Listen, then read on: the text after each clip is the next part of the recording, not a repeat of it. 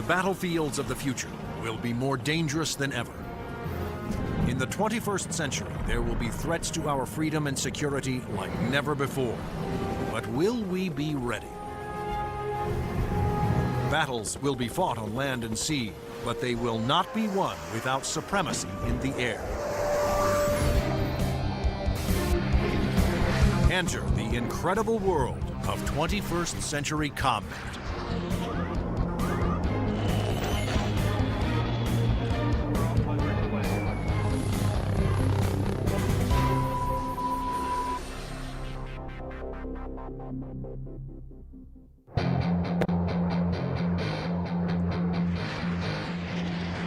Air power is the dominant strategic force.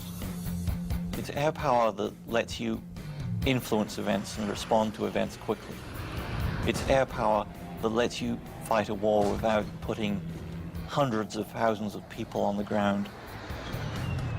To date, Air Force F-15s have won more than 150 dogfights against enemy fighters without a single loss. And the Navy F-18 Hornet is widely recognized as the world's best carrier-based fighter bomber. But in the future, neither the F-15 nor the F-18 will be able to survive against deadly enemy anti-aircraft missiles. Surface-to-air missiles, or SAMs, are going to represent the biggest threat. Those very formidable systems developed in Russia or China will have to be taken out of action very quickly in any future conflict. The fighter of the future will need to be stealthy to slip past enemy radar. It must be able to take out anti-aircraft installations. And it must out-dogfight any enemy fighters that get in the way.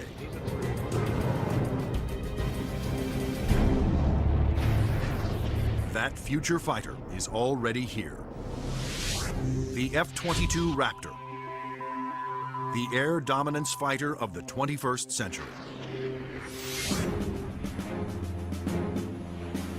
Developed by Lockheed Martin, this advanced tactical fighter has been designed to be the first plane to cross enemy lines, clearing the way for all other forces.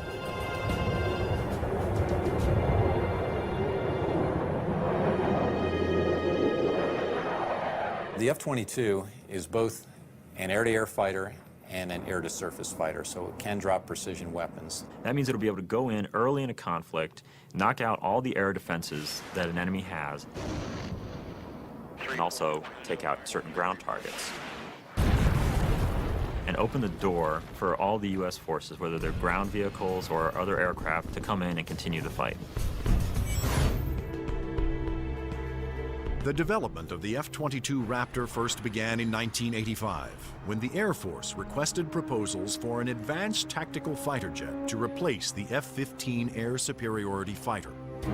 Military planners feared that the F-15 would not be able to counter new air and ground threats on the horizon. The result was the creation of the F-22.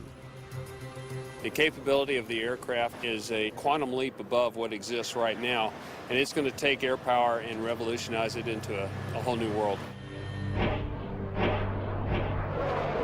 In the battles of the future, stealth will be critical for all new fighters to avoid being seen by enemy radar. Non-stealthy aircraft just will not survive in the air battles of tomorrow. Stealth technology was created to counter advances in radar. Radar works by sending out radio waves and measuring the amount reflected back to determine the distance, speed, and course of an object. But stealth aircraft are designed with surfaces that deflect radio waves away, making them nearly invisible to radar. The world's first stealth production aircraft was the F-117 Nighthawk. The reason that airplane is faceted is a limitation of the computer technology at the time. It's easier to model a finite number of flat surfaces than it is a bunch of curved surfaces. And while the aircraft was a breakthrough at the time, the facets limited the plane aerodynamically. But now, thanks to more powerful computers, engineers can design aircraft that do not have to sacrifice aerodynamics for stealth.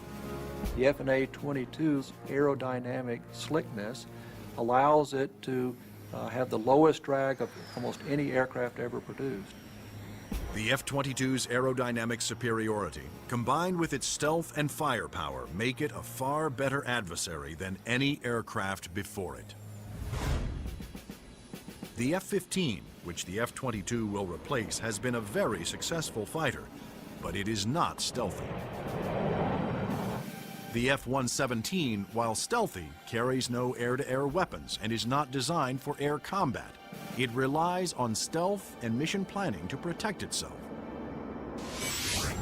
But the F-22, on the other hand, is not only stealthy, but comes with a full complement of air-to-air and air-to-ground weapons. The primary armament is in weapons bays underneath the airplane, where we carry 6 medium-range radar-guided missiles. By carrying the weapons internally, it preserves the stealthy shape of the plane. For closer infighting, the F-22 has short-range missiles and guns. Behind these two doors right here is the side weapons bay. This is where we carry a heat-seeking missile.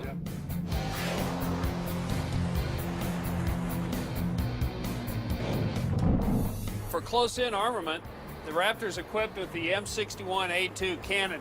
The muzzle is hidden right behind this door right here. It's hidden because of the stealth characteristics of the airplane. Cannon carries 480 rounds and is capable of shooting 100 rounds a second. The F-22's advanced weapons systems will make it a formidable interceptor, as will its unique ability to find enemy aircraft without revealing its own position. When other planes use their radar, they become visible to every other radar system in the area. But that's not the case with the F-22. Perhaps the highest tech part of the airplane is the radome itself. Not only does the radome have to be stealthy, but it has to be able to transmit and receive its own radar signals. How the F-22 radar achieves that remarkable feat is classified. But what is known is that the F-22 can see enemy aircraft at a distance while remaining invisible to them. The first time that the bad guys will really know there's an F-22 in the area is when one of them blows up. Along with its advanced radar system, the F-22 is the first fighter to have supercruise, the ability to travel faster than the speed of sound without using its afterburners. A jet's afterburners boost speed by pouring fuel directly into the hot blast of the engines, adding fiery extra thrust. But afterburners are also wasteful, consuming enormous amounts of fuel, dramatically affecting the range and duration of a plane's mission. But the F-22 doesn't have that problem. Without using afterburners, it can supercruise at an incredible 1.5 times the speed of sound, over 1,000 miles per hour. This is all about our pilots being able to go fast, minimize the amount of time they are exposed to any threat, do the mission that we've sent them to do, turn around and come home safely. The F-22 is presently the only fighter in the world with supercruise, but it wouldn't be possible without a very unique set of engines. The goals for Pratt & Whitney were to provide a transformational engine that the Air Force needed, one that was stealthy, maintainable, and fast. The F-119 PW100 was developed by Pratt & Whitney after years of research. It sets the new standard for jet engines. Along with its incredible supersonic ability, the F-119 incorporates thrust vectoring. Here we are at the rear end of an F-A-22 Raptor. First thing you'll notice are the nozzles for the F-119 engines. In flight, during a maneuvering dogfight, they actually move up and down and vector the thrust of the engine to provide maneuverability. It helps us turn inside any foe, maneuver at low or high speeds to outmaneuver another airplane or potentially an enemy weapon that's headed towards us. The F-22's stealth, supercruise, and vector thrusting are impressive breakthroughs, but its most outstanding feature may be its ability to nearly fly itself through advanced computerized controls. It relieves the pilot of all the duties, gives the pilot total freedom to just look out engaged in the combat scenario. In addition to monitoring its own performance, the F-22 constantly gathers data on other aircraft in the combat area and presents the most important information to the pilot. We're going to have information passed to us from either unmanned vehicles or from off-board sensors so that we can integrate data and use that information for targeting. And it's the way that we are driving our forces in warfare. We are much more integrated with both other services and with other platforms, and the F-22 fits right into that concept. The F-22 Raptor's total package of avionics, stealth, supercruise, and thrust vectoring make it the most technologically advanced fighter today.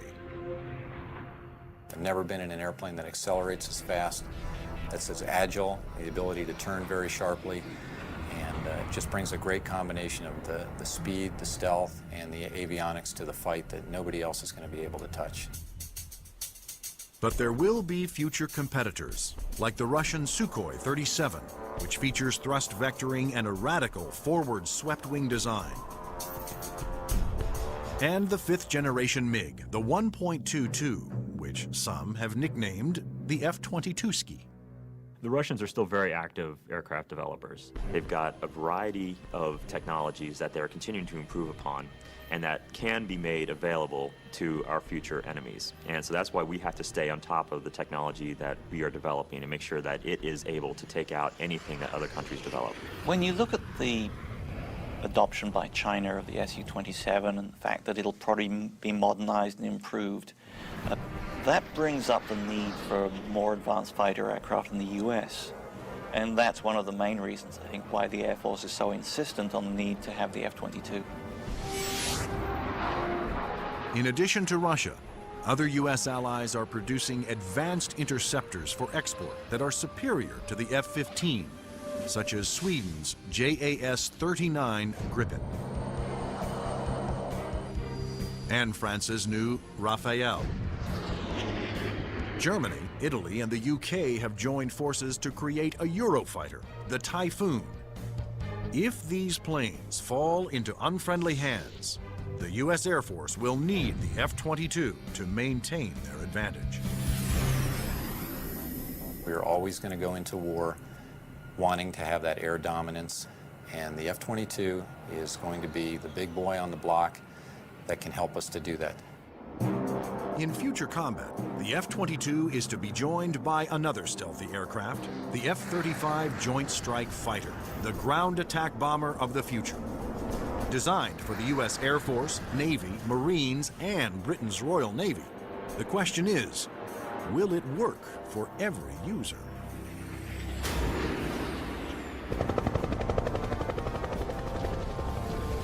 The rules of war have changed. Brute force has given way to high tech, and conventional weapons of the past will no longer be effective. In future battles, the F-22 will be the first fighter to cross enemy lines, surgically removing air and ground targets. Next in the F-35 Joint Strike Fighter, the attack bomber of the future. It will assume the air-to-ground attack role for the U.S. military. The F-35 can carry heavy weapons externally for maximum effect. But when a smaller payload is carried internally, it is nearly as stealthy as the vaunted F-117 Nighthawk. It has a significant amount of stealth capability to allow it to be used early on in a campaign, and it has a significant amount of weapons carrying and payload capability to be used at the later stages of campaign. The threat to the airplanes may not be as significant and require that stealth. The development of the F-35 was driven by the Armed Forces' desire to save costs by creating a ground attack bomber that would meet the needs of the Air Force, Navy, Marines, and Britain's Royal Navy. Airplanes are becoming very expensive these days, and we had to do something to get the cost of these airplanes back down to a reasonable level. The F-35 is expected to cost about $40 million, one-third the cost of an F-22 Raptor. But could one basic airframe be designed to satisfy so many different military demands? Each armed service wanted a stealthy ground attack bomber, but the Marines also needed a plane with short takeoff and vertical landing capability. The U.S. Navy required a craft with larger wings, heavy-duty landing gear, and an arresting hook for carrier landings. And the wings would have to fold up to save deck space. The size and scope of the JSF program is pretty significant. The airplane is being designed to replace the F-16 and the A-10 for the Air Force, the AV-8B for the Marine Corps, and the FA-18 for the Navy. Unlike the twin-engine F-22 Raptor, the F-35 Joint Strike Fighter was designed around a single engine to keep down not only costs, but weight. A lighter plane can carry more weapons. For the Joint Strike Fighter, one of the keys of its mission is the ability to handle a large amount of ordnance and bring it to an enemy site. That all works better with a single engine.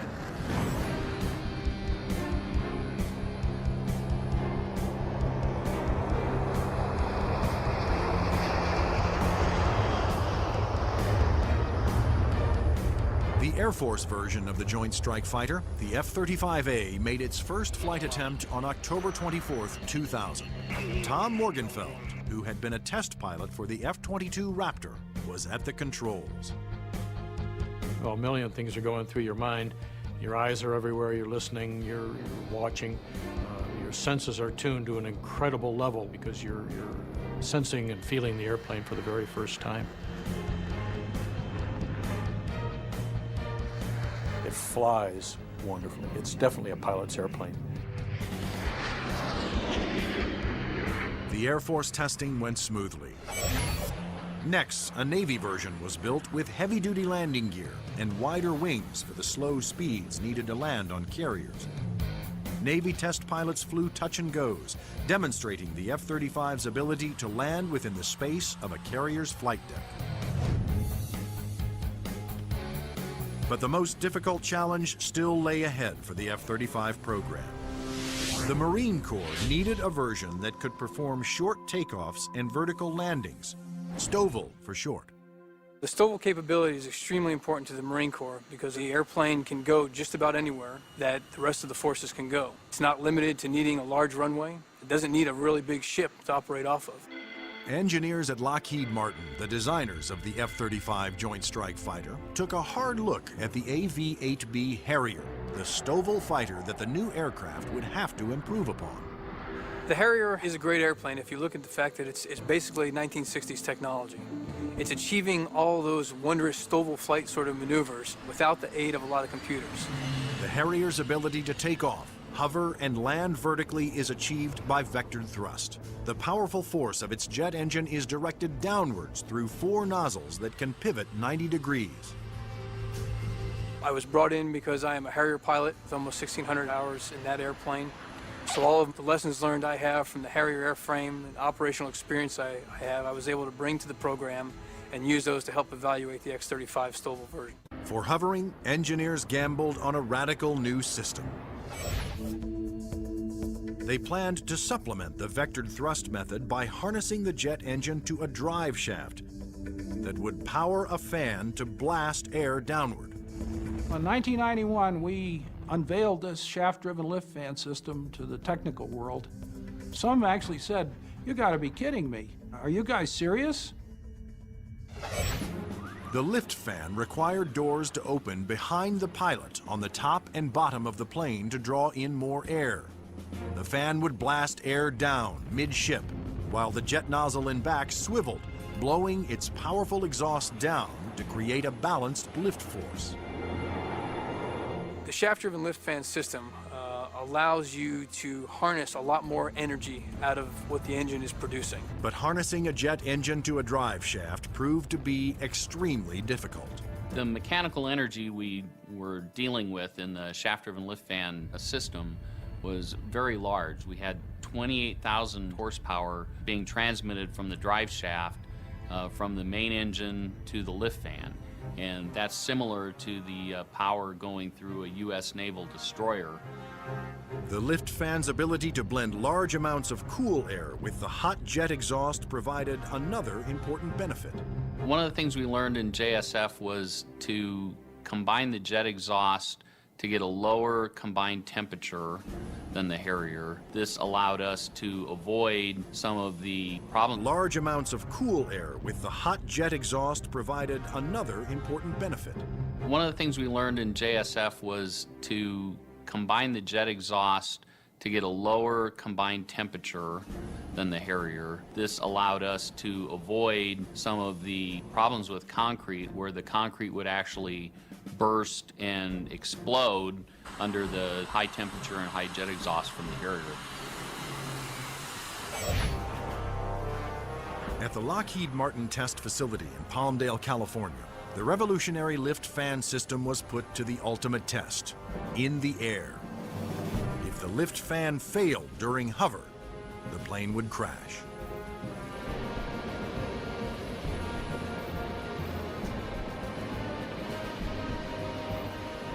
It made its first flight in 2001, and it was a complete success. And at that time, I didn't hear any more from the people who'd been saying for years, this thing will never work. It worked. Now, all three versions of the F-35 for the Air Force, Navy, and Marines are being developed and further tested for mass production. The United States, Britain, and their allies are expected to order more than 4,000 Joint Strike Fighters, which will replace most American-built fighter bombers in use today. The handling qualities and performance are stunning. It really is a pilot's airplane. It sort of makes you feel like a little boy. You want to take it home and tuck it under the pillow with you at night. It's just a pilot's airplane. In future air conflicts, the F-22s will be used to establish air dominance. Then waves of stealthy F-35 Joint Strike Fighters will use their superior weapons-carrying abilities to attack other major ground targets. The Joint Strike Fighter is going to be the backbone airplane for hauling freight. It is going to be the muscle part of sustained forces. Commanders can also alter an F-35's mission in the air as situations change during the battle. There are a variety of ways for the F-35 to bring in information from external platforms, other airplanes flying around the battlefield, satellite-based assets, ground-based assets. All that information can be presented to the pilot in the cockpit and allow him to be more of a tactician and manage the tactics of the game that day instead of worrying about the nuances of flying the airplane. The pilot's job will be to supervise the process of identifying the target and then to give consent for weapons release.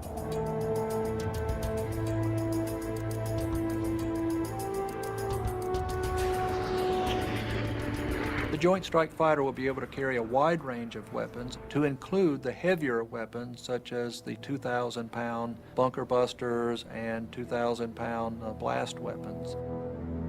The Joint Strike Fighter's 1-ton bunker busters and blast bombs will be guided to their targets with pinpoint precision by JDAM tail kits.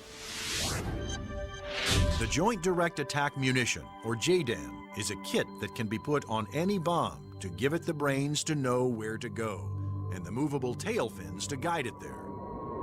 JDAM is a guidance kit that came after Desert Storm. This little round piece on the side there is an inertial navigation clock.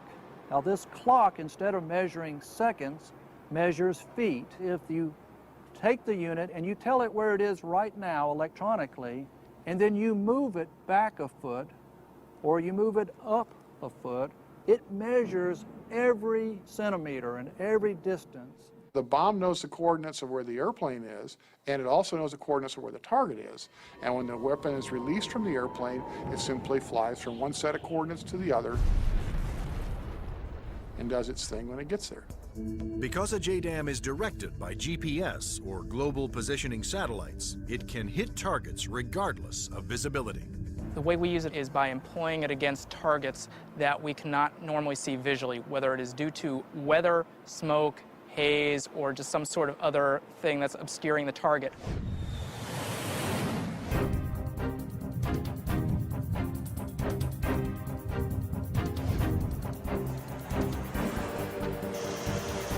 As a JDAM falls, its inertial clock keeps track of its position and signals the tail to make course corrections, directing it to the target.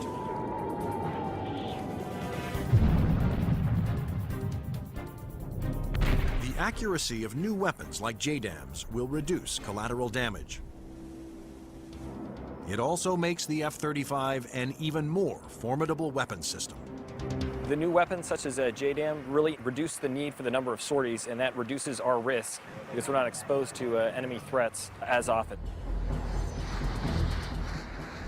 The F-35's combination of advanced weapons, avionics, and stealth will help it ensure its success over the battlefields of the future. U.S. military planners wondered if these same features could be utilized in a helicopter. They wanted a stealth helicopter. But could it be done?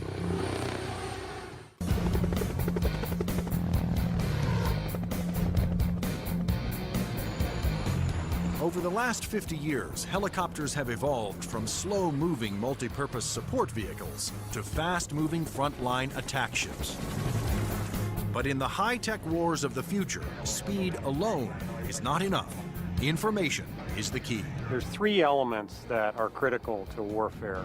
The ability for you to know more than the enemy, the ability to maneuver quickly around an enemy and gather more information about them, and the ability to provide precision firepower at the enemy. In future conflicts, after the F-22 Raptors and the F-35 Joint Strike Fighters have cleared the way, surveillance and attack helicopters will support ground troops as they move in to secure the area. We like to be down low where the action is, and we like to be down low where the threat can't see us.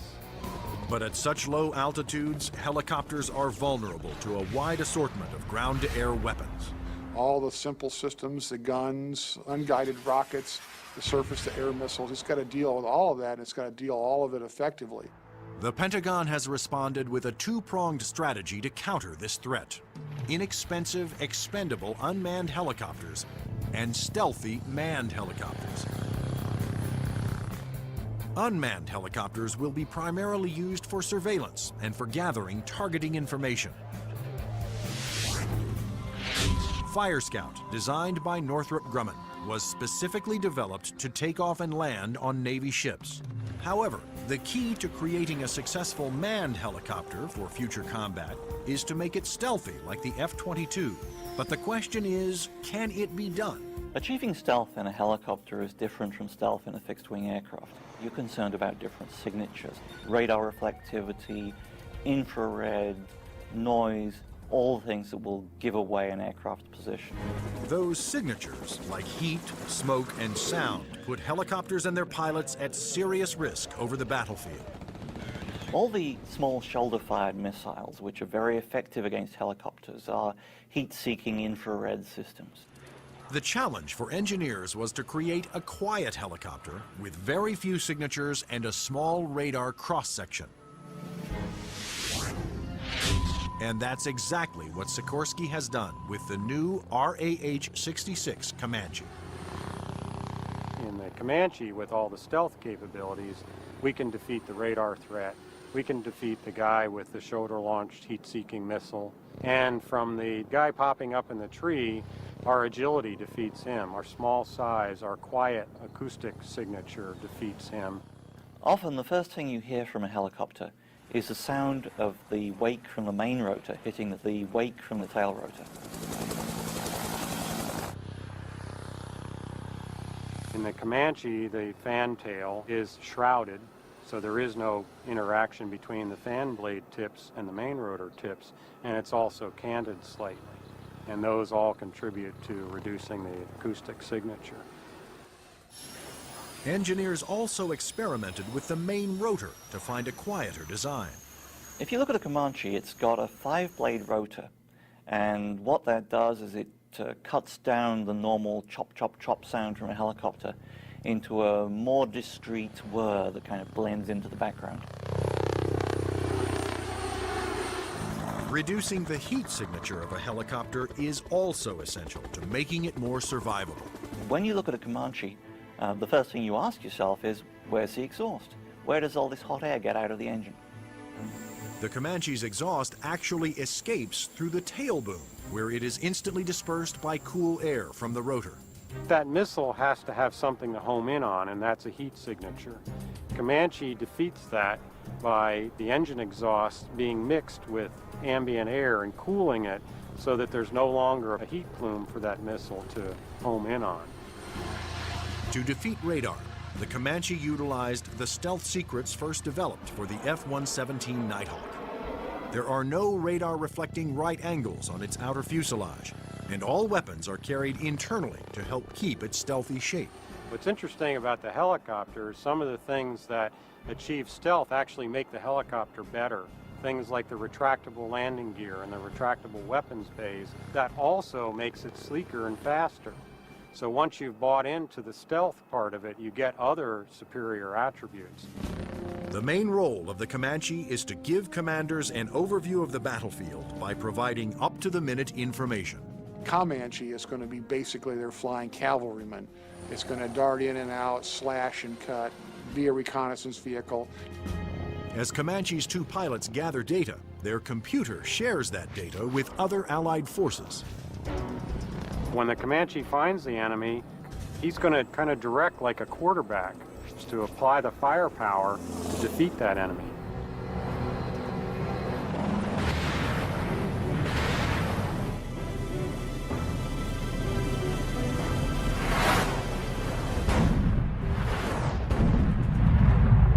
Engineering advances have also made the Comanche one of the easiest and most forgiving helicopters to fly. One thing that Comanche brings that other previous generation helicopters can't bring to the table is the pilot can maneuver the Comanche in virtually any axis without fear of exceeding any limits. Although it will be used primarily for reconnaissance, the Comanche will also be armed for self-defense. The Comanche is capable of carrying a wide array of weapons, all the way from guided missiles using a laser guidance system, heat-seeking missiles, which would be more of an air-to-air weapon, or unguided rockets, and also the latest Hellfire is pretty much a fire and forget. In addition, Comanche's pilots can ask Allied aircraft to fire missiles their way, and can then take over and guide those missiles to their targets.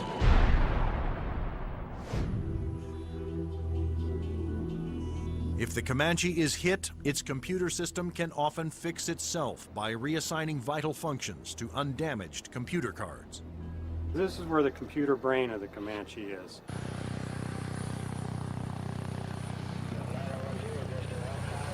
In support of its reconnaissance mission, Comanche can control as many as 5 unmanned aircraft. When the Comanche may be employed, it may have little vehicles that it launches out, so it has its own little eyes over the hill so it can see what's going on without putting itself at risk. In addition to launching its own unmanned air vehicles, Comanches may be aided on the battlefield by swarms of LOCAS, small intelligent missiles with their own computer brains. It's about 31 inches long, weighs a little over 100 pounds, carries a single warhead, has a laser radar. In other words, it has a scanning laser beam that generates pictures. The LOCAS also communicate with each other and cooperate in searches and attacks.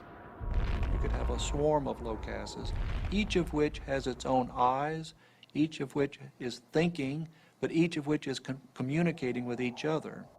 Send that imagery back to the operators who could either use these as surveillance probes or, in fact, as weapons themselves. Weapons like LOCAS reflect the trend toward electronically linking all Allied forces and weapons so that information can be shared and used by all. By networking aircraft over the battlefield, with surveillance platforms and other weapons systems, commanders can quickly change missions to take advantage of up-to-the-minute information. The key to the air battle of the future is not necessarily stealth, speed, or firepower. It's going to be information. Unmanned air vehicles, or UAVs, will provide a large part of that information while flying long-duration surveillance missions. So, will the Air Force of the future have no pilots? Since the very first use of airplanes in war, military planners have looked for ways to make aircraft more effective and more lethal. once so secret their very existence was denied by the government, unmanned air combat vehicles, or UCAVs, are now poised to take the preeminent role in 21st century air combat.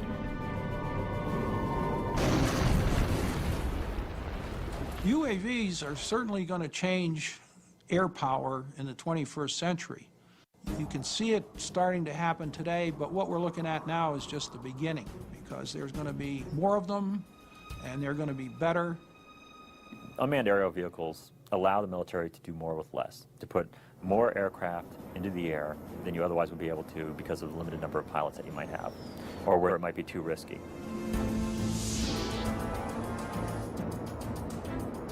In the future, aircraft that have no pilots on board will carry out the most dangerous combat missions. Today, unmanned air vehicles, or UAVs, are already taking over the role of long-duration surveillance. UAVs don't have mothers. You lose a UAV in combat and nobody bats an eyelid. One of the earliest surveillance UAVs was the Predator. It was developed in the early 1990s.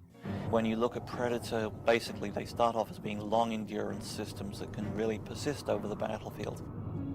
In Afghanistan, Predators provided critical real-time intelligence. And it was there that a Predator made an amazing transformation from surveillance to armed aerial attack. Fired a Hellfire missile, an Al-Qaeda convoy, and destroyed one of the vehicles in there. And at that point, it crossed the line from an unmanned aerial vehicle into an unmanned combat aerial vehicle.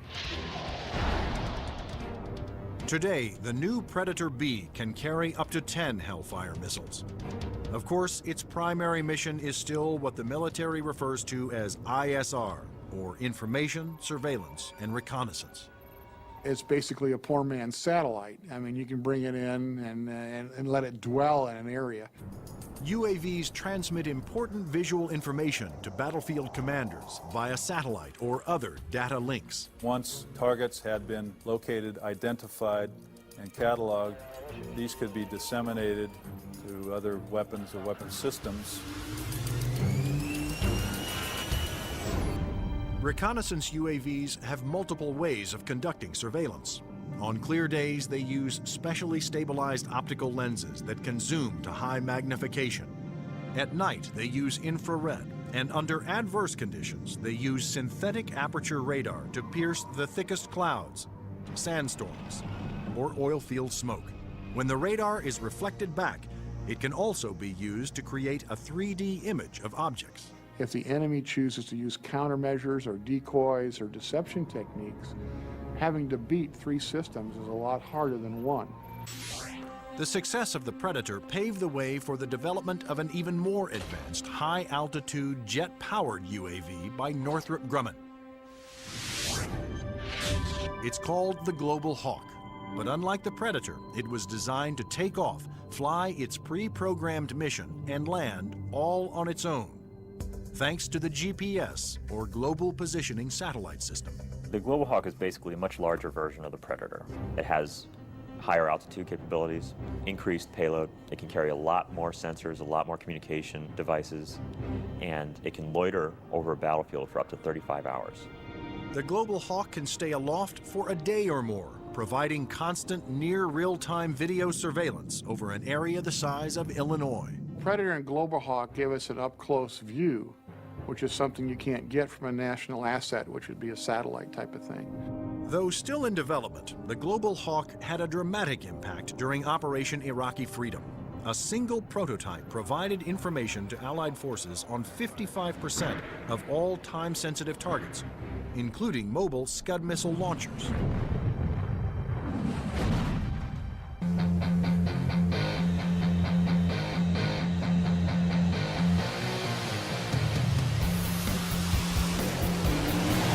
Like the Air Force, the Navy wanted its own autonomous UAVs. However, designing one to take off and land on an aircraft carrier was a tremendous challenge. But the engineers at Northrop Grumman were up for it. In the summer of 2000, they began working on the X-47 Pegasus. The hardest part of the Pegasus program was definitely the flight controls. Getting on and off an aircraft carrier, of course, is one of the toughest design problems for an aircraft. And doing this with a tailless vehicle like Pegasus certainly was the toughest problem we had. That problem was solved by using 6 innovative surfaces to make the plane climb, descend, and turn. This surface just rotates up. The elevon, of course, both up and down, and then there's another inlay on the lower surface as well. The first flight of Pegasus, the demonstration was very, very successful. It lasted approximately 12 minutes. There was no human in the loop. But could Pegasus, without any human assistance, land within the tiny space between the arresting cables of an aircraft carrier? The engineers came up with an ingenious way to find out. And we actually glued a small paintball down under the bottom of the hook so we could get a clear touchdown point. That was quite an achievement that we're very proud of. The Navy will use its stealthy UAVs to get targeting information for its guns, missiles, and fighter aircraft. The initial focus has been on information, surveillance, and reconnaissance to provide targeting information to the Navy's strike packages.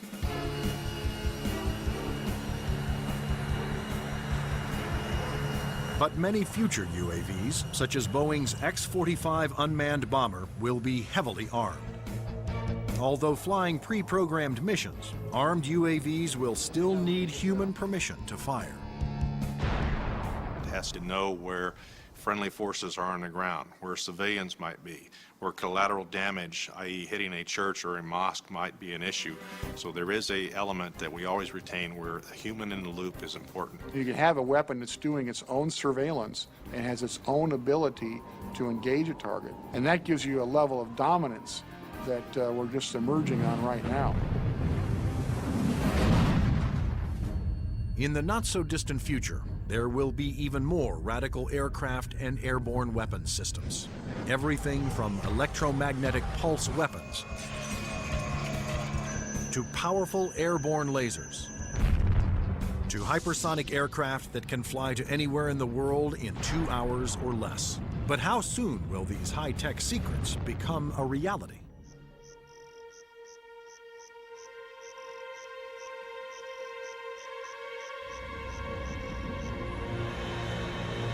The enigmatic F-117 stealth jet flew in secret for 10 years before its existence was revealed to the public.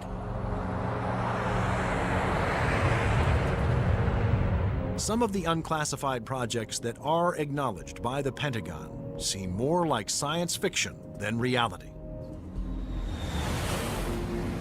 The military is designing a weapon system designed to neutralize an enemy encampment or factory without destroying it and scattering nuclear, biological, or chemical materials. Electromagnetic pulse, or EMP weapons, will blast a highly concentrated magnetic field towards its target, overloading and destroying any electrical components. The small electromagnetic pulse weapons offer some pretty startling capabilities. You can essentially completely destroy an enemy's electronic infrastructure in a very precise way. You can fly over a small facility, only a couple of acres, fire it, and suddenly none of their computers work, none of their weapons work, none of their electronics at all will work. Researchers are also experimenting with an airborne chemical laser. An entire aircraft has been turned into a chemical energy plant that points that laser at a target and burns through missiles. This aircraft will fly at higher altitudes and will primarily be used for Scuds or for ballistic targets that would be fired from one country to another.